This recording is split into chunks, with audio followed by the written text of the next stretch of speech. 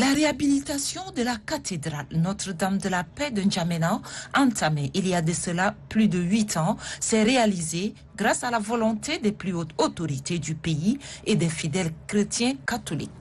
En cette matinée du 29 avril, qui marque officiellement la réception de ce joyau architectural, un nombre important de chrétiens catholiques, des personnalités, notamment les membres du gouvernement, les responsables des grandes institutions de la République, les leaders religieux venus de par le monde, les personnalités politiques, civiles et militaires. C'est une cérémonie exceptionnelle qui marque l'histoire de la vie de l'Église catholique au Tchad. La cérémonie inaugurale est placée sous le haut patronage du président de transition, le président de la République, chef de l'État, le général Mohamed Idriss Déby Itno.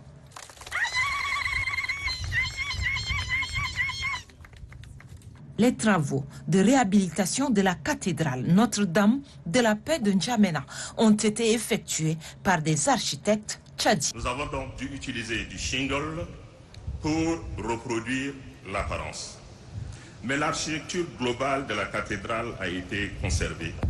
Cela devrait donc conduire le Tchad à envisager le classement de la cathédrale Notre-Dame de la Paix comme monument historique de notre pays et même comme patrimoine de l'humanité du fait de sa symbolique architecturale et mémorielle. Cette dédicace est une cérémonie solennelle où l'évêque consacre le temple au culte de Dieu. Faut-il le rappeler? Elle est une coutume très ancienne et universelle dans l'histoire de l'Église catholique. C'est dans ces lieux que nous implorons la paix et la bénédiction de Dieu sur le pays et ses habitants sans exclusive. Qu'en plus de la dénomination de la cathédrale Notre-Dame de la Paix, nous avons ajouté un sous-nom, maison de prière pour tous les peuples. Telle est la vocation désormais de cette cathédrale.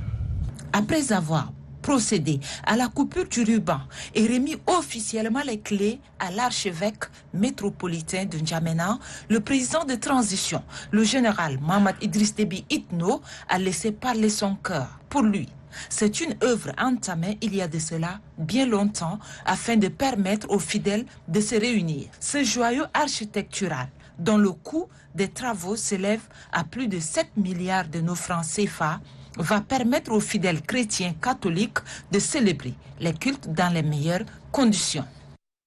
Notre pays est un pays laïque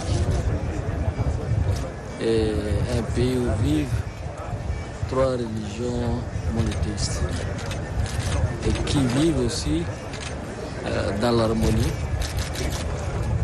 et dans la fraternité. C'est un exemple en Afrique et dans le monde. Vous voyez aujourd'hui tous les représentants religieux de notre pays sont ici ensemble. Et c'est ce qui fait la fierté de notre pays. Et donc, le Marshal a décidé d'offrir un lieu de culte moderne à nos frères, à nos compatriotes chrétiens. C'est vrai, c'est un projet qui a pris beaucoup de temps à cause de plusieurs crises, notamment économiques, sanitaires et sécuritaires. Mais grâce au Tout-Puissant, et grâce aussi à la volonté de l'État et des religieux, aujourd'hui nous avons pu achever ce beau monument.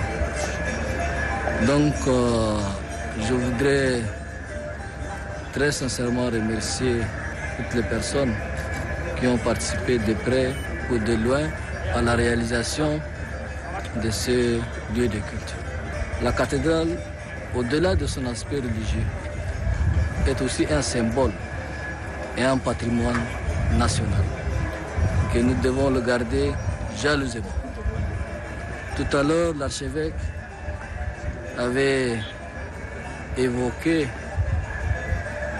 qu'il y a des infrastructures qui n'ont pas encore commencé.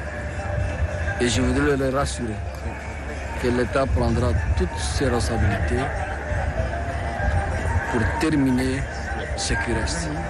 Et je souhaite que les religieux qui sont ici vont prier, surtout en cette phase de transition sensible, vont prier pour l'unité de notre pays, pour la paix, la cohésion et le vivre ensemble entre tous les Tchadiens.